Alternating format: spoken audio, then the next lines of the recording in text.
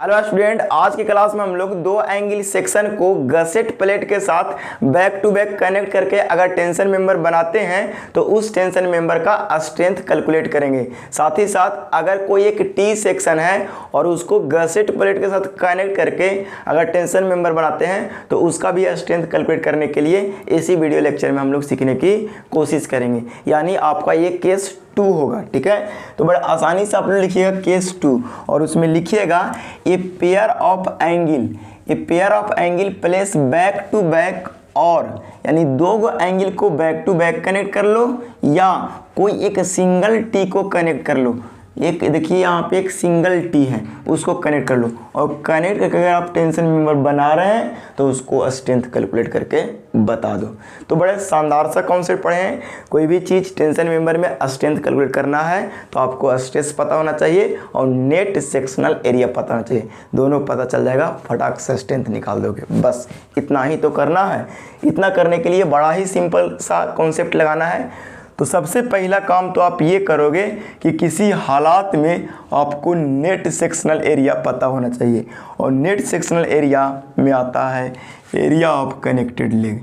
इसको बोलते हैं कनेक्टेड लेग, और इसको बोलते हैं भी कनेक्टेड लेग,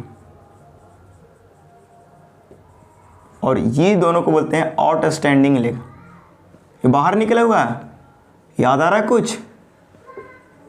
यानी इसको अगर प्यार से बोलो A2 और इसको प्यार से बोलो A1 और इसको प्यार से बोलो A1, ठीक है ना। हाँ, ये दोनों कनेक्टेड लेग हैं तो दोनों को A1 में ही रखेंगे। ये नहीं कि यहाँ वाला A1, दोनों को जोड़ करके ही A1 ने आएगा, ठीक है ना। हाँ चलो, तो हम गलती से अगर ये कनेक्टेड लेग का एरिया पता कर लेंगे और इस कनेक्टेड लेग का एरिया पता चल जाएगा, ये वाला एरिया अगर पता चल जाएगा और यहाँ से ये वाला एरिया पता चल जाएगा तो हम कहेंगे कि सर हमको कनेक्टेड लेग का एरिया पता चल जाएगा, और यहाँ से यहाँ ये वाला जो है ये आउटस्टैंडिंग लेग का एरिया है। तो अगर ये पता चल जाएगा तो हम बोलेंगे कि सर हम नेट सेक्शनल एरिया भी निकाल देंगे। ठीक है। हाँ चलो, यहाँ पे सबसे पहले नेट सेक्शनल एरिया अगर दो एंगल को बैक टू बैक प्लेस किए हैं तब। ठीक है, तो चलो बताओ, एक बात ध्यान होना चाहिए कि ये दोनों एंगल सेम डायमेंशन का ले रहे हैं। ठीक है। हाँ, तो यहाँ पे लिखेंगे कि area of connected leg, connected CONECTED connected leg, that is A1 calculate करेंगे। तो देखिए, तो बड़ा ध्यान से समझिए, जब कभी भी ऐसा केस आता है तो एक ही डायमेंशन का रेबिट से ऊपर नीचे कनेक्ट करते हैं। इस बात को ध्यान होना चाहिए। तो देखिए, अगर डायमेंशन ऑफ रेबिट सेम है, अगर गलती से यहाँ तक कनेक्टेड लेग का लेंथ अगर L1 मानते हैं तो बताओ कि यहाँ से यहाँ भी कनेक्टेड लेग का लेंथ क्या हो जाएगा? L1 ही हो जाएगा, क्योंकि सेम डायमेंशन का माने हैं। अगर आउटस्टैंडिंग लेग का डायमेंशन अगर B मानते हो बाबू, तो ज़रा बताओ, यहाँ पे नीचे आ रहा, ज़रा बताओ कि आउटस्टैंडिंग लेग का भी डायमेंशन क्या हो जाएगा? B हो जाएगा। गलती से अगर इसका थिकनेस T मानते हो तो बताओ इसका एरिया नहीं निकाल पाओगे? या सर निकाल पाएंगे, इसके जस्ट पिछले वाले वीडियो लेक्चर में तो ऐसा ही तो था। तो बड़ा आसानी से इसका क्या निकाल दोगे? एरिया निकाल दोगे। तो देखो, जितना ऊपर वाला एरिया होगा उतना ही नीचे वाला एरिया होगा। तो बताओ, टोटल कनेक्टेड लेग अगर एरिया निकालने के लिए कहेगा तो ऊपर वाला का एरिया निकाल करके और 2 से गुना कर देंगे ना, तब काम बन जाएगा, यानी एरिया ऑफ कनेक्टेड लेग। ठीक है, तो चलो बताओ, यहाँ से यहाँ तक डायमेंशन L है तो लिखेंगे L। ठीक है ना। हाँ, तो चलो बताओ कि यहाँ से यहाँ पूरा डायमेंशन L है तो यहाँ L लिख दिए, और पूरा का पूरा यहाँ तक क्या कर दिए? L इंटू टी कर दो, L इंटू टी। तो ये पूरा ना निकाल दिए, लेकिन ये वाला ज़्यादा ना निकाल दिए, तो ये वाला घटा दो, यानी माइनस D0 इंटू टी। और फिर से एक ट्रायंगल का एरिया ज़्यादा निकाल दिए तो उसको भी घटा दो, 1/2 इंटू टी इंटू टी। यानी अगर बात करोगे तो यहाँ पे L minus D0 minus 1/2 into T, यहाँ से यानी इंटू टी, इतना आ गया ई वाला का। और दोनों का ना निकालना है तो इतना में हम क्या कर देंगे? 2 से गुना कर देंगे। याद करिए पिछला वीडियो, और उसमें यही बोले थे एरिया ऑफ कनेक्टेड लेग कैसे कैलकुलेट करते हैं। याद करिए, L क्या है? तो length of connected leg. D naught क्या है, तो ये डायमीटर ऑफ रिविट, कौन सा, तो ग्रोस डायमीटर। टी क्या है, तो थिकनेस ऑफ एंगल। ठीक, हाँ चलो ये तो हो गया एरिया ऑफ कनेक्टेड लेग। जब दो एंगल को बैक टू बैक प्लेस करेंगे तब। अगर गलती से area of outstanding leg, sir आप पीछे देख ही नहीं रहे हैं, चलो area of outstanding leg that is A2। चलो बताओ आउटस्टैंडिंग लेग कैसे कैलकुलेट करेंगे, तो बोलेगा B इंटू टी, ऐसे ही तो करते थे। A2 बराबर लिखेंगे B इंटू टी, लेकिन यहाँ पे आधा एरिया घटेगा ना ट्रायंगल का, यानी 1/2 इंटू टी इंटू टी। याद कीजिए पिछला वीडियो लेक्चर का, ठीक है। तो B minus 1/2 into T into T. ये वाला हो गया सिर्फ इसका, और सेम ऊपर ही जैसा होगा ना, ऊपर भी सेम होगा ना, ऐसे ही होगा, ठीक है ना, सेम ऊपर है, ठीक है। तो यानी A2 निकल जाएगा आपको, इस केस के लिए 2 से गुना कर दोगे, ठीक है ना। हाँ, तो आपको A1 पता चल गया और A2 पता चल गया। अब आपको A नेट निकालना है। क्या निकालना है, A नेट। तो जरा याद कीजिए A नेट क्या था, तो sir net cross sectional area था सर, लिखो नेट क्रॉस सेक्शनल एरिया था, ठीक है। हाँ चलो बताओ, यानी A नेट बराबर आप क्या लिखोगे, A1 plus K into A2। यहाँ पे इस केस के लिए ये आ गया। गलती से अगर यहाँ पे ये भी एंगल सेक्शन को कनेक्ट किया गया बैक टू बैक और 2 रिविट मारा गया है, यहाँ पे भी एंगल सेक्शन को कनेक्ट किया गया है बैक टू बैक और 2 रिविट मारा गया है। दोनों फिगर में डिफरेंस आपको क्या देखने को मिल रहा है, तो सर दोनों फिगर में डिफरेंस हमको यही देखने को मिल रहा है कि ऊपर वाले फिगर में टैकिंग रिविट नहीं है और नीचे वाला फिगर में टैकिंग रिविट है। तो अगर यहाँ पे K की वैल्यू यहाँ पे कैसे कैलकुलेट करेंगे, तो 3A1 प्लस A2। ये कब, जब आप टैकिंग रिविट नहीं यूज कर रहे हैं तब, यानी WITHOUT विदाउट टैकिंग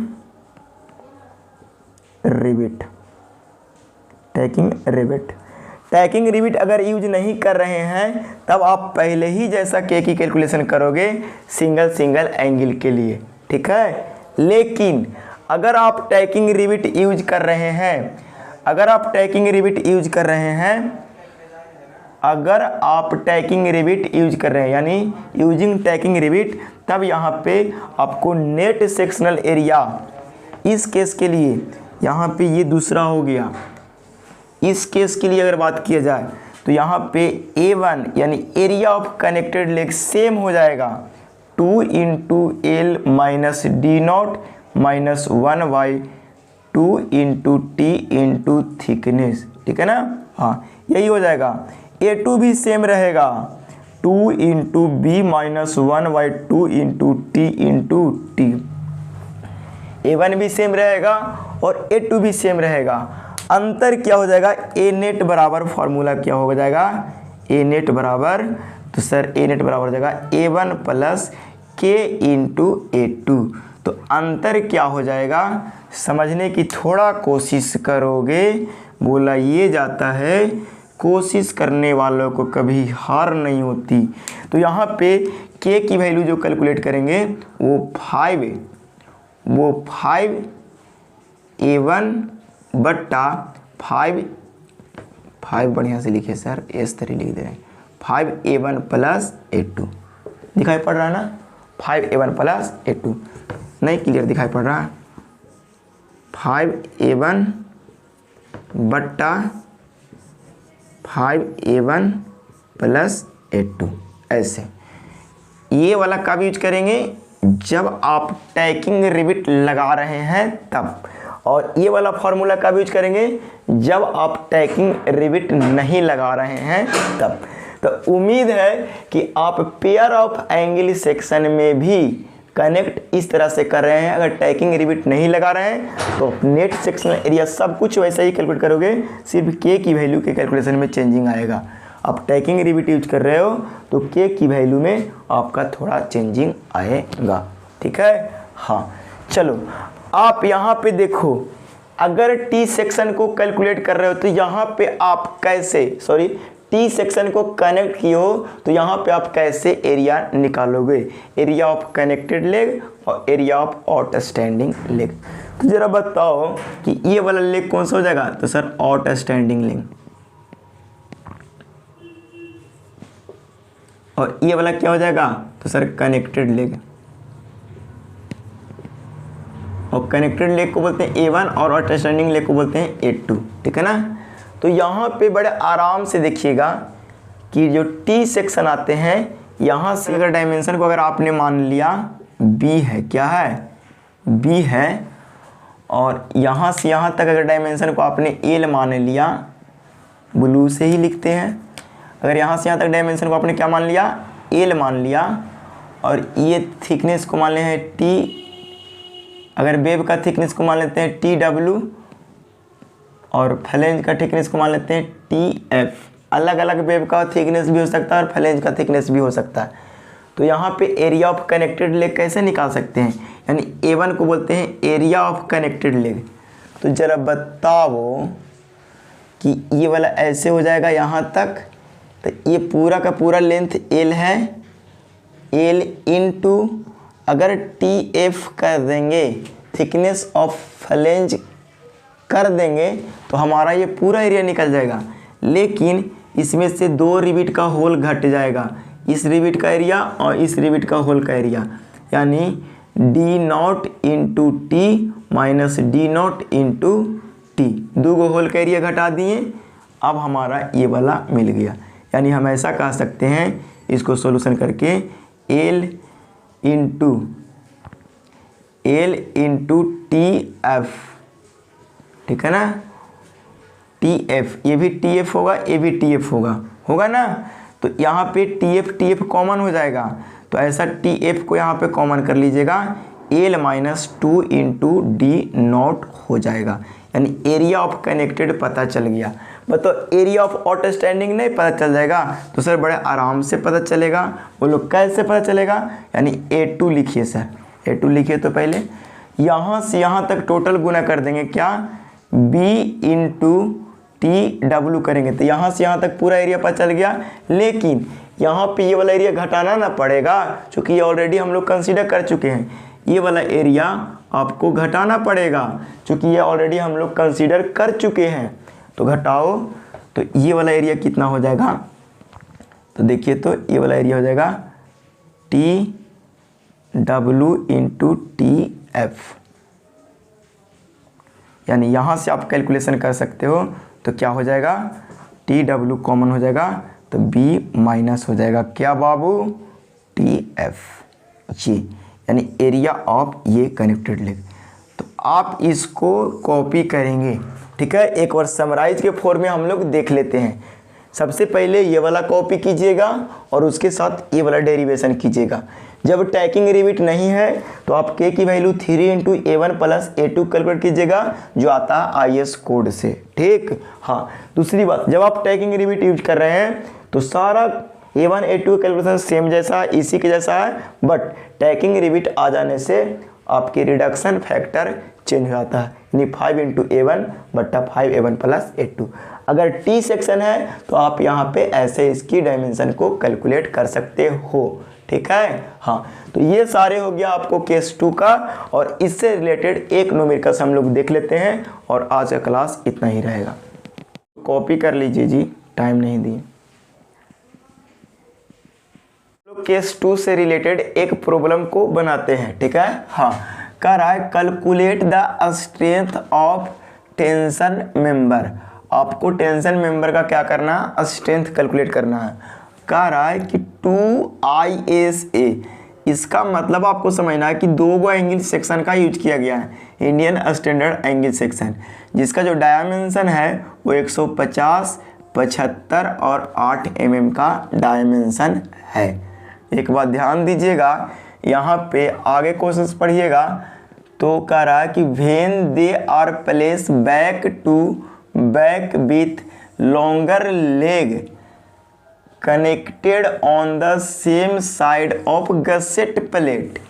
ये एंगल को बैक टू बैक कनेक्ट किया गया है और गसेट प्लेट के एक ही साइड में, यहाँ पे इस बात को ध्यान दीजिएगा, same side of gusset plate, यानी एक ही साइड में गसेट प्लेट को कनेक्ट किया गया है और लंबा वाला लेग को कनेक्ट किया गया है। इसका मतलब ये यहाँ से यहाँ तक अगर यहाँ डायमेंशन देख रहे हैं तो 150 mm वाला लॉन्गर लेग होगा और यहाँ से ये जो ऑटो स्टैंडिंग लेग होगा उसकी डायमेंशन 75 mm होगा और इसकी जो थिकनेस होगा वो 8 mm होगा। इतना क्वेश्चंस पढ़ने से आपको पता चल गया। यहाँ के बाद जब क्वेश्चंस पढ़िएगा कर रहा है प्लेस्ड, प्लेट्स बाय प्लेस होगा जी, ठीक है ना, placed by using 20 mm dia of rivet, और जो रिबिट यूज कर रहे हैं उसकी डायमीटर कितना है, ये जो रिबिट है इसकी डायमीटर D0 है, यानी इसकी डायमीटर कितना है, D0 नहीं ना, DN गिवन है। क्या गिवन है, DN, तो D0 आपको निकालना होगा। यानी रिबिट का जो डायमीटर है 18 mm का डायमीटर यूज किया गया, तो ग्रोस डायमीटर तो लिख ही सकते हैं 19.5 mm। इतना कैलकुलेशन क्या करना है। चलो दूसरी बात, हमने जो फिगर बनाया है वो टैकिंग रिबिट को इंक्लूड करके बनाया है। क्वेश्चन में जब कोई ऐसा मेंशन नहीं है कि टैकिंग रिबिट लेना है कि नहीं, तो उस स्थिति में जब ये केस आएगा तो आप टैकिंग रिबिट ले करके कैलकुलेशन कर दीजिएगा, ठीक। हाँ, हम सबसे पहले लिखते हैं इसका सॉल्यूशन, और सॉल्यूशन लिखने के बाद लिखते हैं गिवन, और जो डाटा गिवन है उसको फटाफट लिख दीजिए। गिवन है आपको ISA 2 ISA जिसकी डायमेंशन है 150 × 75 × 8। सर पहले वाला क्वेश्चन में ऐसा नहीं लिखे थे, लिखना होगा सब में, ठीक है ना। हाँ, इतना mm आपको गिवन है।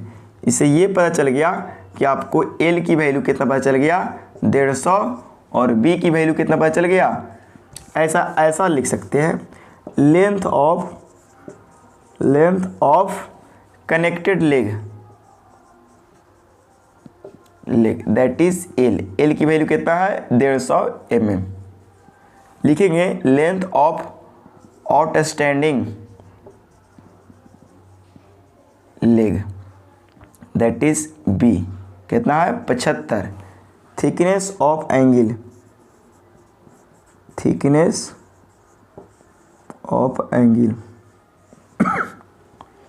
8 mm। इतना पता चल गया। नॉमिनल डाया ऑफ रिबिट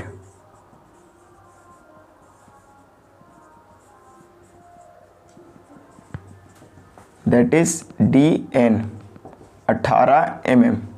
इसलिए लिखेंगे gross dia of rivet that is D0 कितना हो जाएगा आपको 19.5 mm। बस आपको और क्या दिया हुआ है, टैकिंग रिबिट यूज किया गया है। आपको सिग्मा AT यानी 0.6 × FY हो जाएगा, 0.6 × 250 दैट इज 150 Nm/mm²। नहीं भी दे रहा था तो थिकनेस कितना है, 0 mm से लेकर के 20 mm तक हम लोग लेते हैं 150 Nm/m², सॉरी 150 Nm/mm² लेते थे क्या, स्ट्रेस, ठीक है। हाँ, तो ऐसे भी आप लिख सकते हैं और ऐसे भी कैलकुलेट कर सकते हैं, ठीक है ना। आपको क्या निकालना है, स्ट्रेंथ। टेंशन मेंबर का क्या, टेंशन मेंबर का क्या कैलकुलेट करना है बाबू, स्ट्रेंथ। चलिए टेंशन मेंबर की जब स्ट्रेंथ कैलकुलेट कीजिएगा that is PT, tearing strength नहीं, P ऐसे ही लिखिएगा, ठीक है ना। ये कैलकुलेट करने के लिए आपको निकालना होगा A नेट, ठीक है ना। तो हम लोग कैलकुलेशन करेंगे A नेट की, लिखेंगे calculation 4a net net net sectional area,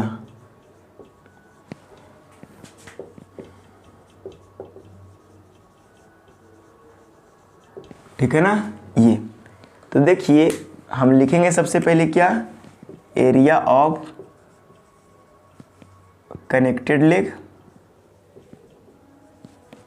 इसकी फॉर्मूला भी क्या देखें, दैट इज A1 बराबर क्या देखें, 2 into L minus D naught minus 1/2 into thickness, ठीक है ना। हाँ ऐसा देखे थे फॉर्मूले, अभी देखिए डिराइव किए, यहाँ से कैलकुलेट करेंगे। 2 इंटू L1 कितना है 150 माइनस डी नोट कितना आ गया 19.5 माइनस 1/2 थिकनेस कितना है 8 इंटू 8, यहाँ से आपको A1 निकल जाएगा, ठीक है। अब area of outstanding leg that is A2। तो बताओ A2 कैसे निकालोगे, तो 2 into B minus 1/2 into T into T, देखे थे। चलो ये भी फॉर्मूला देखे तुरंत डिराइव किए थे। 2 इंटू बी कितना हो गया, तो सर बी 75 हो जाएगा, माइनस 1/2 थिकनेस कितना है, तो बोलेगा 8 इंटू 8, ठीक है ना। यहाँ से आपको A2 निकल जाएगा। A1 और A2 के कैलकुलेशन करोगे तो आपको A नेट निकल जाएगा। A नेट बराबर क्या होगा, A1 प्लस के इंटू A2, ठीक है ना। तो आपको यहाँ से कैलकुलेशन करना होगा, एक इतना कैलकुलेट करने के बाद के की वैल्यू कैलकुलेशन करना होगा। और टैकिंग रिबिट है तो बताए थे, टैकिंग रिबिट रहेगा तो 5 इंटू A1 बट्टा 5 into A1 plus A2 calculate करना होगा, ठीक है। हाँ सर इस क्वेश्चन में तो मेंशन नहीं है कि टैकिंग रिबिट है या नहीं, तो हम लोग टैकिंग रिबिट लगा देंगे। क्वेश्चन में अगर मेंशन नहीं रहा कि टैकिंग रिबिट नहीं है तो हम लोग टैकिंग रिबिट लगा करके और हम लोग ये फार्मूला यूज कर देंगे। लिखेंगे विदाउट टैकिंग रिबिट तो ये फार्मूला नहीं, यहाँ पे 3 वाला फार्मूला यूज करेंगे। इस बात को आप लोग विशेष ध्यान देंगे, ठीक। हाँ चलो यहाँ से ये कैलकुलेट करेंगे, के की वैल्यू निकल जाएगा। बस आप यहाँ से क्या निकाल लोगे, नीचे दिखाई पड़ा ए नेट निकाल लोगे। ए नेट बराबर क्या हो जाएगा, A1 प्लस के इंटू A2, यहाँ से ए नेट की वैल्यू निकल जाएगा। तो इतने सारे चीज़ को डाटा पुट करते हैं, करके भी हम लिख देते हैं पॉज करके।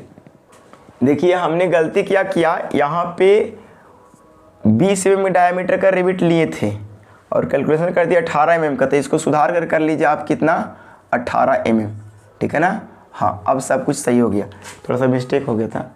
देखिए कैलकुलेशन करने के बाद अपन A1 की वैल्यू आया 2024 mm², ठीक है ना। हाँ थोड़ा सा मिस्टेक ये हो गया था कि हमने जो क्वेश्चंस यहाँ पे पढ़ा था वो 20 mm डायमीटर का रिबिट स्टार्टिंग में लिया था, लेकिन हमने सारा कैलकुलेशन 18 mm मान के कर दिए, इसीलिए क्वेश्चन में हम सुधार दिए 18 mm रिबिट का डायमीटर, ठीक है ना। हाँ इस चीज़ को आप समझने की पूरा कोशिश करेंगे, कन्फ्यूजन ना होंगे।